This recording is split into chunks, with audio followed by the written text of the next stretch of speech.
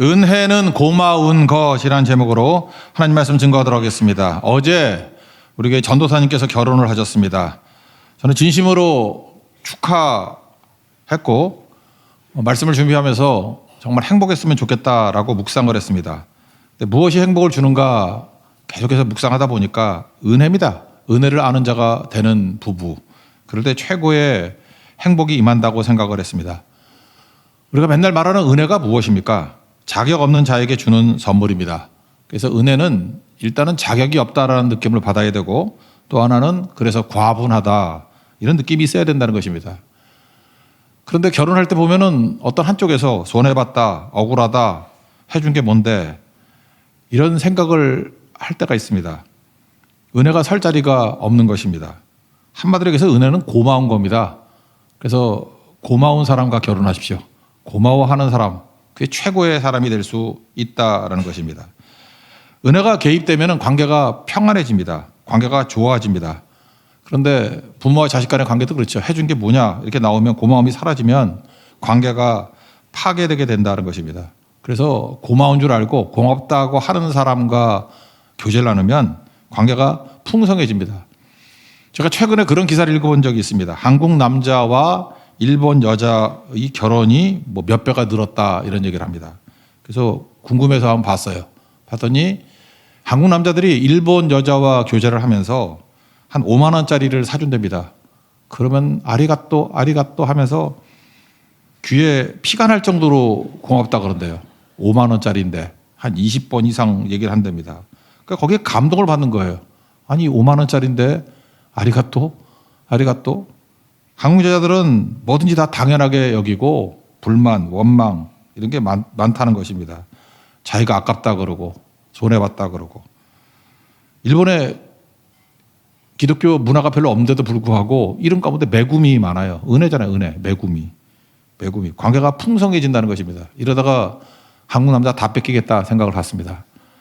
고마움을 아는 것, 그게 은혜라는 것입니다. 결혼을 할 때 은혜만이 넘칠 수는 없죠. 왜냐? 우린 죄인과 죄인이 결혼하기 때문에 그렇습니다.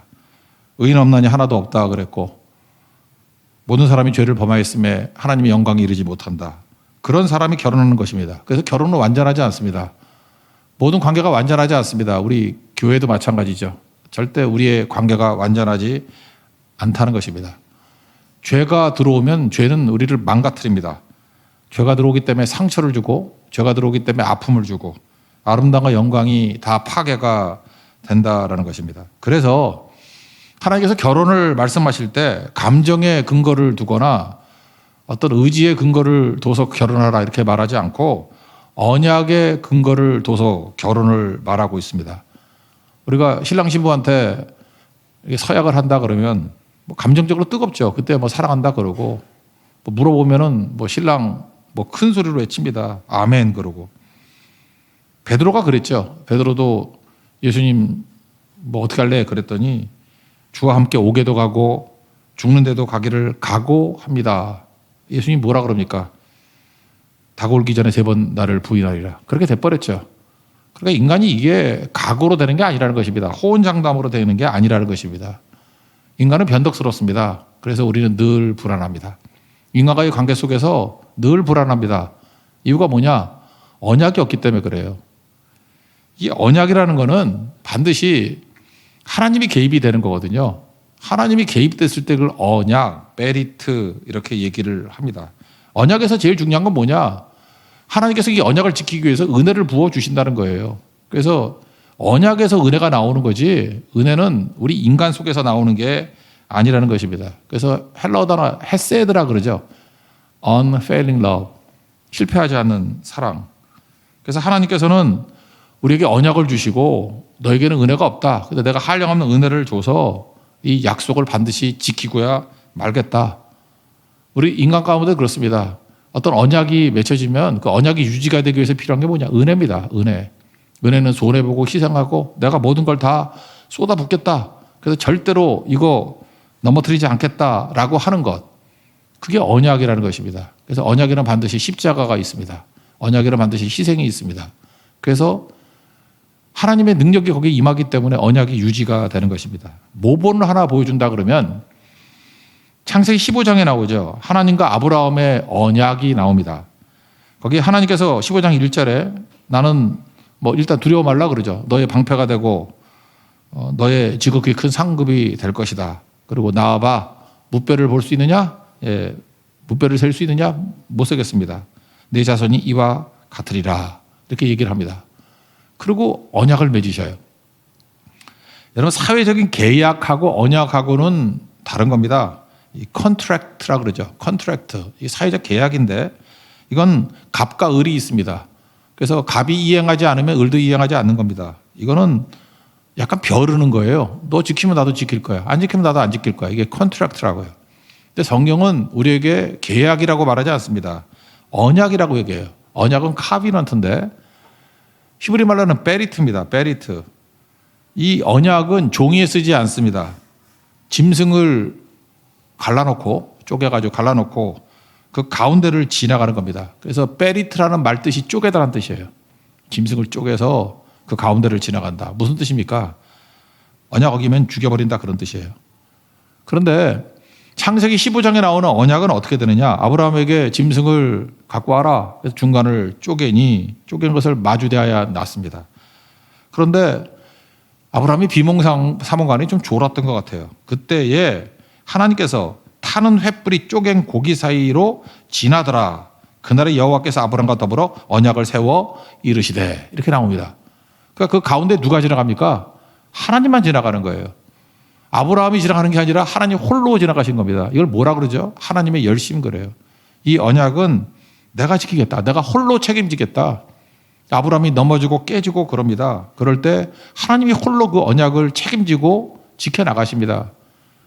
죽여야 될 일이 벌어집니다. 그러면 나를 죽게 만들지 아니하시고 아들 대신 예수님을 죽게 만드셔서 우리를 건져주신다는 거예요. 그게 언약입니다. 그래서 기독교 신앙의 뿌리는 내 의지, 내 공로, 내 결심 이런 거에 두지 않습니다. 언약에 두고 있습니다. 요즘에는 뭐 유행이 그런 것들이에요. 결혼할 때 뭐 주례도 없이 뭐 예배도 없이 그냥 자기들끼리 조촐하게 한다 그러면서 뭐 대충 춤추고 놀다가 하는 결혼식을 하더라고요. 그거 언약 아닙니다. 두 사람이 그냥 즐겁게 살다가 즐겁게 헤어질 수 있어요. 그러다가. 언약은 뭔지 아십니까? 하나님을 중심에 두는 거예요. 이 두 사람의 관계를 하나님의 언약에 둔다. 하나님이 어떻게든 그 사람 붙들어 매둘 거라고요. 그리고 언약에는 은혜가 임하기 때문에 하나님 은혜를 공급해 주시는데 남편한테 은혜를 주면은 여자가 잘못했을 때 그 압도적인 은혜로 결혼을 유지하겠죠. 언약을 유지하겠죠. 또 대부분은 그거보다 여자 쪽에 은혜를 더 줄 때가 많죠. 여자에게 은혜를 많이 줘서 남자가 개판 치고 깽판 쳐도 붙들어서 언약이 유지되게 만드는 거. 우리 그 여자 목사님 계시죠? 김양재 목사님이라고. 옛날에 한번 설교 들어오니까 그런 거 있대. 뭐 남편이 별로 뭐 상태가 안 좋았는가 봐. 나는 절대로 이혼 안 해. 뭐 그런 결심을 했대요. 그래서 하나님 언약을 붙들고 하나님의 은혜를 받아서 끝까지 버티니까 유지가 되잖아요. 그게 언약입니다. 언약. 그래서 언약은 반드시 은혜가 필요하다고요. 언약을 지키기 위해서 하나님께서 우리에게 한량없는 은혜를 부어주신다고. 우리도 마찬가지죠. 우리가 예수 그리스도 우리 사이에 언약이 맺혀지지 않았습니까? 우리 죄로 인해서 우리 망합니다. 저주받은 인생입니다. 가난합니다. 질병이 있습니다. 죽음 감당 못합니다. 하나님 심판 앞에서 우리 지옥 갑니다. 근데 예수 그리스도를 믿으면 그냥 독생자를 우리에게 주셔서 그 예수를 믿기만 하면 영생을 얻게 하신다라는 언약을 주셨잖아요. 이게 카비넌트거든요. 이게 베리트, 쪼갰다는 뜻이거든요. 그거 붙들면 하나님께서 어떻게든 그거 믿기만 하면 수단과 방법을 가리지 아니하고 하나님께서 우리를 건져주신다는 거예요. 그게 언약입니다. 언약.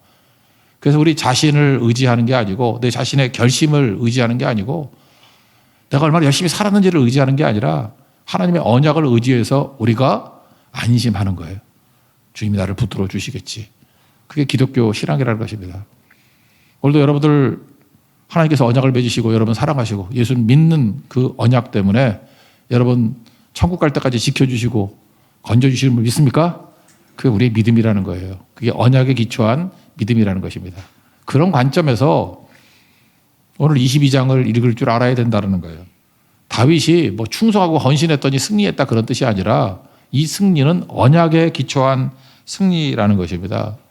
그래서 순서를 보세요. 먼저 사울의 손에서 먼저 건졌잖아요. 그 다음에 원수의 손에서 건졌는데 1절 보니까 다윗을 모든 원수의 손과 사울의 손에서 구원하신 그날에 그러잖아요. 이게 무슨 얘기입니까? 이거 순서에 관계없는 거예요. 최고로부터 시작해서 하나님께서 언약에 기초해가지고 다윗의 모든 삶 가운데 구원해 주셨다. 이건 다 끝나고 난 다음에 어떤 찬송과 고백이라는 거예요. 우리도 이런 확신이 있어야 된다는 것입니다. 다윗이 승리했던 이유는 뭐냐면 언약부터 시작했기 때문에 그렇습니다. 사무엘상 16장에 보니까 집에 가서 이새의 집에서 기름 붓는 얘기가 나오죠. 그때 그 말째 아들, 막내 아들인데 1번부터 7번까지 다 리젝트 해버리고 7번째 언약을 맺잖아요. 기름 붓잖아요. 기름 뿔병을 가져다가 형제 중에 부었더니 하나님의 영이 크게 감동되니라. 이때 언약이 시작된 거라고요. 그리고 확고한 이 문서적인 언약은 언제입니까? 사무엘하 7장에 나오죠. 14절 나는 그에게 아버지가 되고 그는 내 아들이 되리라. 16절 내 집과 내 나라가 내 앞에서 영원히 보존되고 내 왕위가 영원히 견고하리라. 이게 언약이잖아요. 하나님이 견고하리라. 그러면 그거 반드시 이루시겠죠. 그래서 언약을 이루시기 위해서 지키기 위해서 하나님께서 우리에게 뭘 줘요? 은혜를 한량없이 부어주신다는 거예요. 그래서 여러분 막연하게 앉아가지고 은혜 주십시오 은혜 주십시오 그게 아니고 언약을 지키기 위한 은혜라니까요. 그래서 언약을 붙들면 됩니다. 그럼 하나님께서 그 언약을 이루시기 위해서 우리에게 은혜를 한량없이 부어 주신다라는 것입니다. 그래서 다윗이 22장에서 일상에서 하나님의 은혜를 체험하는 거예요. 나는 언약 백성이기 때문에 일상에서 나는 하나님의 은혜를 체험한다. 그래서 그는 전쟁 많이 했잖아요. 도망 많이 다니고.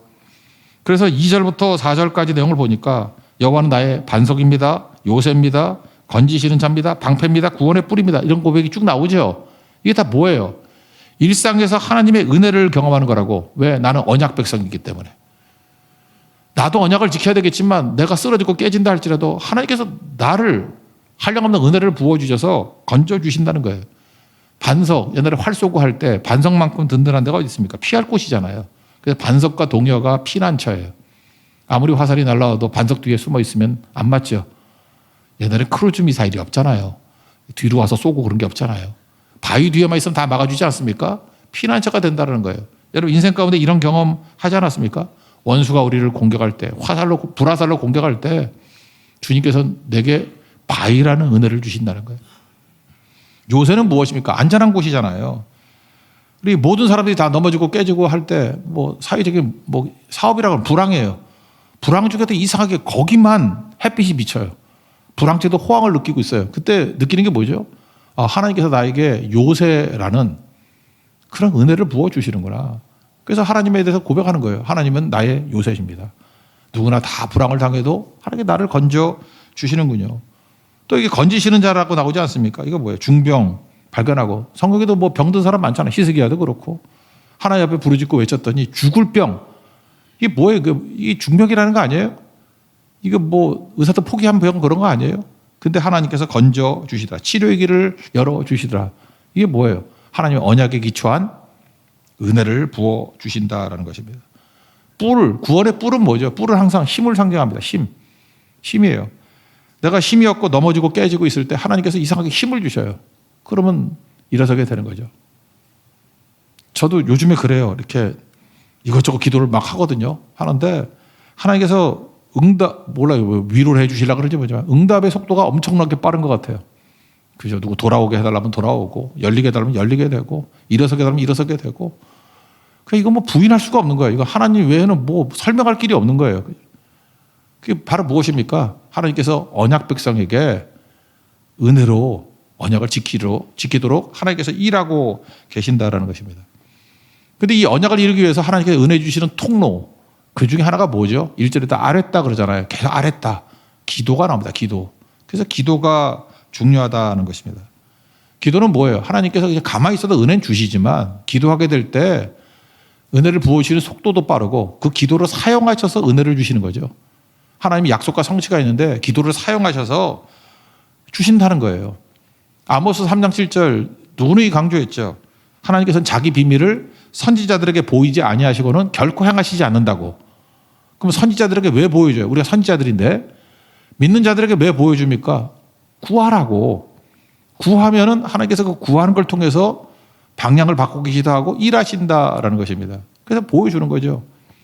오늘도 요시아죠. 요시아 왕에 대한 성경 공부를 할 건데, 요시아 왕, 그 선대가 그 하나님 떠났었잖아요. 므낫세, 그 다음에 아몬, 그 아버지, 할아버지 다. 그런데 말씀을 발견하고 난 다음에 여선지 훌다가 그 재앙들을 쭉 얘기를 해요. 그거 왜 얘기해 주죠? 너 망했다. 그래서 기죽을 하고? 그게 아니죠. 그거 듣고 난 다음에 부르짖었더니 당대의 재앙이 사라져 버리잖아요. 이스라엘 백성들 금송아지 우상 숭배를 했을 때 저거 다 진멸시켜 버리겠다. 그거 왜 알려줘요? 진멸시키려고 알려주는 게 아니라 모세가 그 얘기를 듣고 기도하라는 거죠. 어디까지 기도합니까? 생명책에서 내 이름 지운다 할지라도 백성 건져달라고. 그랬더니 하나님께서 출애굽기 32장 보세요. 뜻을 돌이키사. 하나님께서 그 기도를 사용하셔서 뜻을 돌이키는 거예요. 돌이키려고 보여준 거예요. 기도하라고. 원래 히스기야한테도 네 백성들 자랑하다가 이제 바벨론의 포로로 끌려가서 환관되겠다. 그러면 히스기야가 뭘 했어야 돼요? 기도했어야죠. 기도. 근데 뭐 내 당대 평안하면 뭐 문제 없어. 그러고 넘어가는 한심한 녀석이 돼버렸죠. 그러니까 문제가 되는 거죠. 여러분 무조건입니다. 어떤 자가 되든 간에 므낫세도 회개하니까 하나님께서 돌이키셨죠. 마찬가지로 무조건 아무리 깽판치고 아무리 막가는 인생이 될다 할지라도 여러분이 기도하고 회개하면 여러분 당대 용서해 줍니다. 건져 줍니다. 믿습니까? 근데 거기서 끝나는 게 아니에요. 더 보여주신다니까요. 어디까지 기도해야 돼요? 후손까지. 더 멀리 있는 사람까지. 그래서 예레미야 33장 3절에서 맨날 강조하는 게 뭐예요? 너는 내게 부르짖으라. 그러면 내가 내게 응답하겠고. 이게 1차예요. 무조건 기도하면 회개하면 하나님께서 용서해 주시고 우리를 건져 주십니다. 1차. 나는 살아요. 근데 그 다음에 하나님께서 이렇게 기도하는 백성에게 더 보여주신다니까요. 더 많은 걸 보여주셔요. 뭐 미래와 옆에 있는 사람들 거 더 큰 세계. 내가 알지 못하는 크고 은밀한 일을 내게 보이리라. 왜 보여주죠? 또 더 기도하라고. 그래서요. 우리 인생 가운데 어려운 가운데 처하게 됐을 때 언약을 의지해서 하나님 앞에 기도합니다. 그러면 응답이 있습니다. 1차 오케이. 하나님이 계속 보여줘요. 근데 자기 문제 해결됐다고 기도를 멈추는 사람들 있죠. 히스기야하고 똑같은 망할 놈들이에요. 망할 놈들. 왜 거기서 기도를 멈춰요? 어디까지 가야 됩니까? 중보기도까지 가야 돼요. 중보기도까지 가서 넓어지고 어디까지 기도해야 돼요? 후손까지 기도해야 된다고. 만약 그 기도가 있었다 그러면 바벨론 포로 없었어요. 하나님께 다른 방식으로 이스라엘 백성들을 건지시지. 결국은 이스라엘의 바벨론 포로는 히스기야 그 한 사람 때문에 그렇습니다. 응답해 줬는데 더 기도 안 해요. 우리 교회들마다 어떤 재앙적인 교회가 있습니다. 그냥 자기 교회에 부응하고 자기 교회에 편안하다. 거기에 멈춰요. 크고 은밀한 일을 보이리라. 그게 뭐예요? 선교잖아요. 자기 교회 보여주는 것 끝인 게 예루살렘 교회고 크고 은밀한 일을 보이리라. 그걸 바라보고 가장 중요한 지도자 바나바 바울을 보낼 줄 아는 교회가 안디옥 교회잖아요. 그게 크고 은밀한 일을 보이리라. 기도하고 보내잖아요. 그게 하나님의 은혜에 반응하는 백성들의 모습이라는 것입니다. 다윗은 그런 의미에서 자기 문제에서 멈춘 사람이 아니에요. 더 한 거죠. 더. 그래서 내 마음에 합한 자다 이렇게 말할 수 있다라는 것입니다. 요한복음 15장 7절 보니까 너희가 내 안에 거하고 내 말이 너희 안에 거하면 무엇이든지 원하는 대로 구하라. 그리하면 이루리라. 그러니까 기도는 어디까지 가야 됩니까? 이 중보기도까지. 내 문제 응답에서 끝나는 게 아니라 더 많은 것으로 갈 줄 알아야 된다는 것입니다. 그러니까 다윗은 그걸 경험했어요. 그러니까 무한대로 기도하고 하다 보니까 승리의 승리가 거듭되더라. 그 얘기죠. 그러니까 기도하면 어떤 일이야? 하나님이 일하십니다. 그래서 8절부터 11절까지 보면 마치 시내산에서 하나님이 움직이시고 액티브하게 움직이는 모습이 나오죠. 땅이 진동하고 떨며 하늘의 기초가 요동하고 흔들렸으니 뭐 연기가 흐르고 입에서 뭐 불이 나오고 이게 무슨 얘기예요? 하나님이 왕성하게 일하고 시고 있다는 것들을 쭉 묘사하고 있다는 것입니다. 이게 똑같은 게 언제 있었죠? 뭐 하나 샘플로 예를 든다 그러면 빌립보 감옥에서 이런 일이 벌어졌죠. 그래서 점치는 여인 고쳐줬다고 감옥에 집어넣었잖아요. 사도행전 16장 25절. 밤중에 바울과 실라가 기도하고 하나님을 찬송하며 죄인들이 듣더라. 요것만 알고 있는데 그 다음 어떤 일이 벌어져요? 큰 지진이 나서. 왜 그렇죠? 하나님께서 기도하니까 왕성하게 일하시잖아요. 그걸 보여주는 거죠. 왕성하게 일하셨다고요. 그래서 옥토가 움직이고 문이 다 열리고 모든 사람 메인 것이 풀어졌다고. 옥토만 흔들리는 게 아니라 옥문이 열리고 메였던 것들이 이게 다 풀려버렸어요. 그러니까 하나님이 일하신 거죠. 어마어마한 일들이 벌어지게 되는 거죠. 거기서 끝납니까? 간수의 마음을 열고, 그죠? 나중에 그 앞에 루디아의 마음을 열듯이 마음을 다 열었어요. 열고 거기서 교회가 세워지고 부흥이 일어나게 되더라는 것입니다. 그래서 우리가 해야 될 일이 뭐예요? 하나님의 은혜를 구해야 돼, 은혜. 기도의 핵심은 은혜입니다. 우리가 구하고 부르짖게 될 때 하나님께서 은혜를 부어주시기 위해서, 왜? 언약에 기초한 은혜이기 때문에. 언약이 있고 언약을 지키려고 하나님께서 은혜를 주시는데, 기도할 때 폭포수 같은 은혜를 부어주신다는 거예요. 그게 하나님께서 왕성하게 일하는 것이라는 겁니다. 이거를 다 겪었던 다윗. 17, 18, 19, 20절 보니까 여기 보세요. 위를 보는 버릇이 있었어요. 그래서 결국은 다윗의 능력은 딴 게 아닙니다. 이 수도꼭지에서 물 나오는 거, 샤워기에서 물 나오는 거 마찬가지로 폭포수 같은 은혜가 임하게 되는 방법을 알았다고. 그게 바로 뭐냐? 위를 보는 버릇이 있었기 때문에 그래요. 17절 보세요. 그가 위에서 손을 내미사 나를 붙드시며 많은 물에서 나를 건져내셨도다. 나를 강한 원수와 미워하는 자에게서 건지셨으며. 뭐 쭉 그 얘기예요. 우리 크리스찬들은 무슨 버릇이 있어야 되냐? 위를 바라보는 버릇이 있어야 된다는 것입니다. 기초는 뭐예요? 하나님이 언약하셨어요. 하나님이 이루실 거예요. 언약을 지키기 위해서 하나님이 하시는 방법은 은혜를 부어주시는 거라고. 근데 그 은혜를 즉각적으로 엄청난 양으로 우리 삶 가운데 하나님의 일하시는 모습이 막 눈으로 보일 정도로 빌립보 감옥에서 막 옥토가 움직이고 옥문이 열리고 메인 것이 풀어지고 이런 폭발적인 능력이 언제 나타나요? 구할 때, 기도할 때 이러한 놀라운 능력이 나타나게 된다는 것입니다.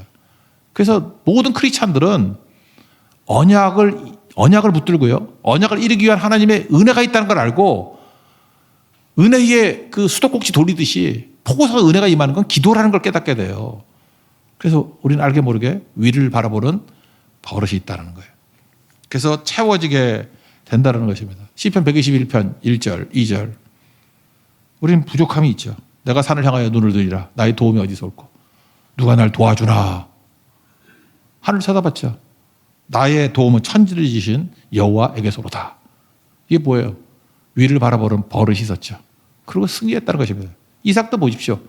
이삭도 우물파면 빼앗기고 우물파면 빼앗기고 그럴 때 그 사람과 싸우지 않고 하늘을 바라봤어요. 위를 바라보는 습관이 있었다고요. 그때 마지막에 팠던 우물 이름이 뭐예요?